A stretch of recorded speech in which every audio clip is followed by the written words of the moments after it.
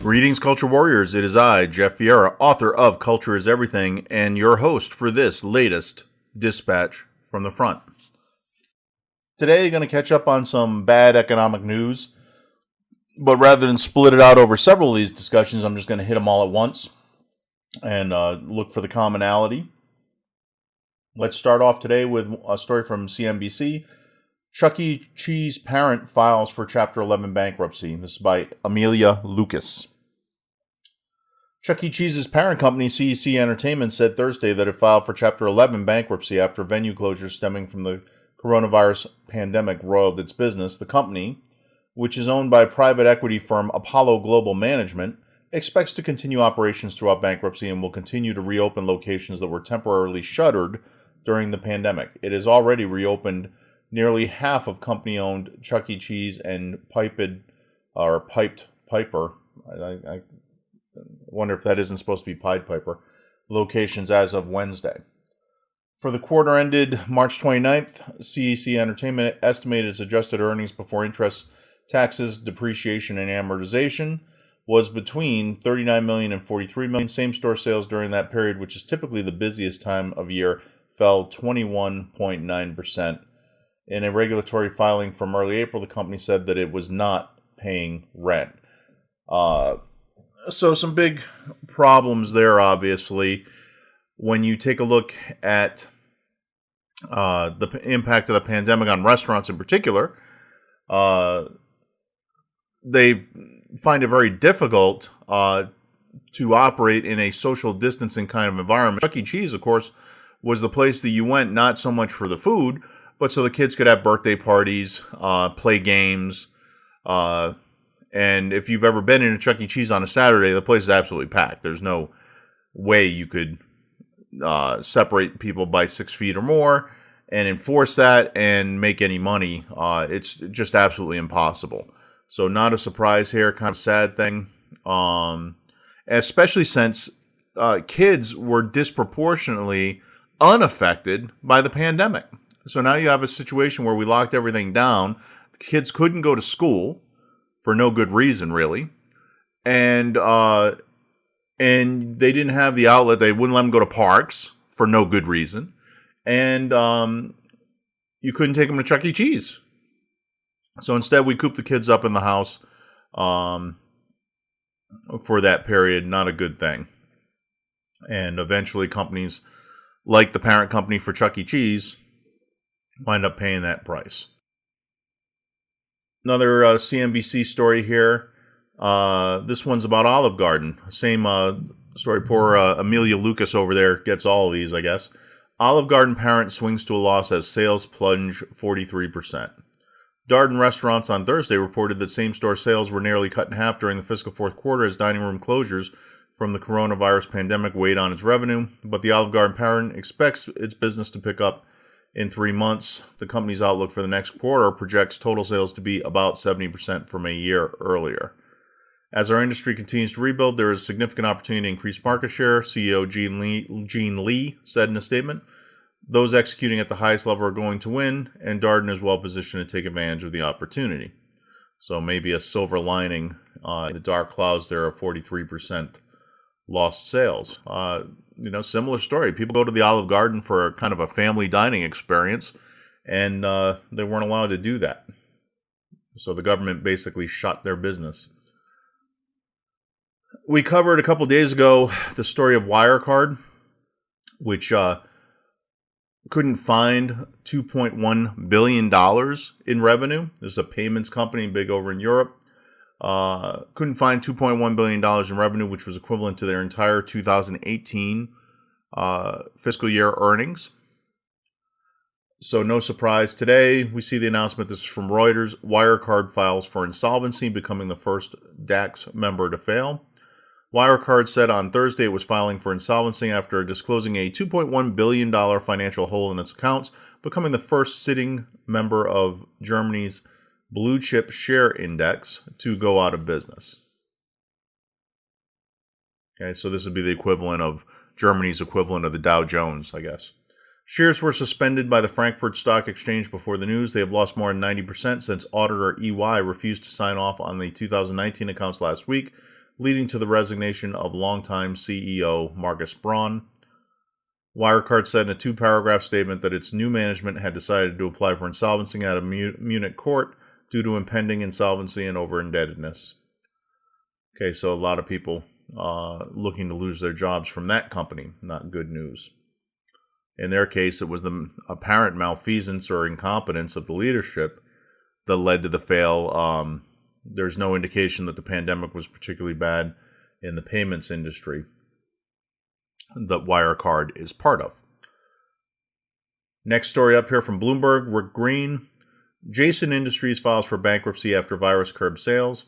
Jason Industries, Inc., the maker of brushes, polishing buffs, and seating for heavy industry, filed for bankruptcy after turnaround efforts that began last year foundered amid the coronavirus pandemic. Creditors of the Milwaukee-based manufacturer are expected to become the new owners as part of a Chapter 11 filing with the U.S. Bankruptcy Court in the Southern District of New York. Shareholders will be wiped out, according to a June 5th outline of the plan. Jason has been working with advisors since August 2019, including Moelis & Company, Kirkland & Ellis, and Alex Partners on strategic alternatives. These included looking for a buyer and cutting debt, which totaled more than $400 million earlier this year. I remember Kirkland & Ellis from my own days in the .com that went under, and I can tell you that if you see Kirkland & Ellis showing up on your site, you need to get your resume ready. But the weak economy weighed on demand from customers and curtailed Jason's ability to keep up with payments. The company's preliminary outline envisioned cutting leverage by about $250 million. Jason employed about 1,900 people in 13 countries as of April. Its product line includes industrial brushes, polishing buffs and compounds, abrasives, and roller technology products sold under the Osborne nameplate, which has been in business since 1887. Its seating products are used in motorcycles, operator seats for construction, agriculture, lawn and turf care, and for power sports, all under the Milsco brand. So, in addition to the companies that are primarily impacted by the pandemic, you think of things like the restaurants, in particular here, the companies that are upstream in the supply chain for those companies are also getting absolutely hammered because they're not ordering anything. So once those frontline companies get into financial trouble, they're not going to be buying a bunch of new stuff. That impacts the orders and the sales of the companies upstream in the supply chain. And so this is why when this lockdown was imposed, a lot of us were saying this is going to have a staggering effect on the economy and go much deeper than, say the tourism industry or cruise ships or what have you. And now you're seeing it. So it's not good. You cannot shut down an economy the size of the United States and then, we'll just flip it back on in a couple weeks. Moreover, of course, you're seeing many of these states refusing to flip it on. And when they are allowing, I say that in ironic, sarcastic quotes, allowing companies to reopen, they're dictating how they can reopen in such a way that they can't possibly operate efficiently or generate the revenue that they need to stay open. So we're seeing this ripple throughout the economy. It is the mark of complete economic lunacy that these people did this. And just an indication of how insular their bubble is, that they wouldn't have seen this coming when the average Joe on the street could see it coming a mile away. Here's another one. Macy's lays off nearly 4,000 employees. This is from CNN by Jordan Belinsky. Macy's is cutting back roughly 4,000 back office and management jobs as COVID-19 continues to hurt its bottom line. The layoffs, which account for 3% of Macy's workforce, will save the company around $630 million annually. Macy's is reopening many of its stores across the United States, which the company previously said are performing better than expected.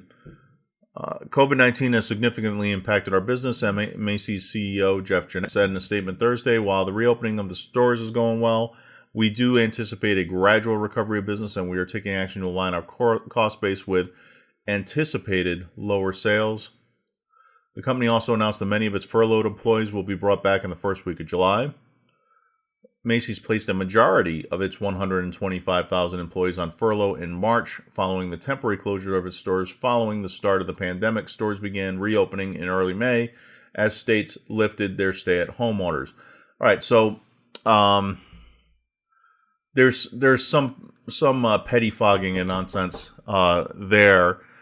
The thing you need to look at is the bad news here about the layoffs, and taking a look at the fact that they were already on furlough since March. So you would think that given that everybody was furloughed, that Macy's cash position would have significantly improved. Doesn't seem to have been the case. The fact that now they're looking at for making those layoffs permanent is an indication that things have continued to kind of go south. When they say unexpected, that usually means that, hey, reasonably we thought we'd be off by about this much. It turned out to be much more than that. And the reason is very clear. There aren't people coming in to Macy's due to the pandemic and the restrictions that we've talked about with these other companies.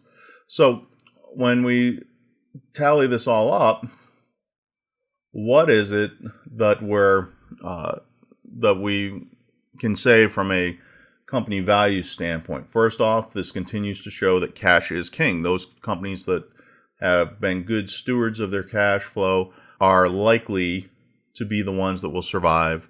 And as the Darden Restaurants CEO noted, actually gain market share coming out of this. So it's more of a temporary bump for those companies. But if you didn't have the cash flow, if you're operating too close to your margin, if you'd expanded too rapidly, if you weren't keeping an eye towards profitability, then those are the companies that are going under and causing this ripple effect throughout the economy. Now, that said, nobody anticipated the unprecedented stupidity of the lockdowns. And so it was very hard even for those who were very judicious in their cash flow to navigate through these waters. You really had to be saving up quite a bit probably for an acquisition and then be able to reapply that towards your ongoing operation during this crisis to really kind of survive it. But we'll see how that materializes in the coming weeks. The bottom line of it is in our values, we should be looking at cash. We should be looking at things that make us more robust, more resilient. Certainly, this is not the time to be going on spending sprees for the latest technology. You have to focus like a laser beam on the purpose of your company and what it serves in the marketplace. And so it's a very good idea to recast your values in light of that purpose. Thank you. Have a great day.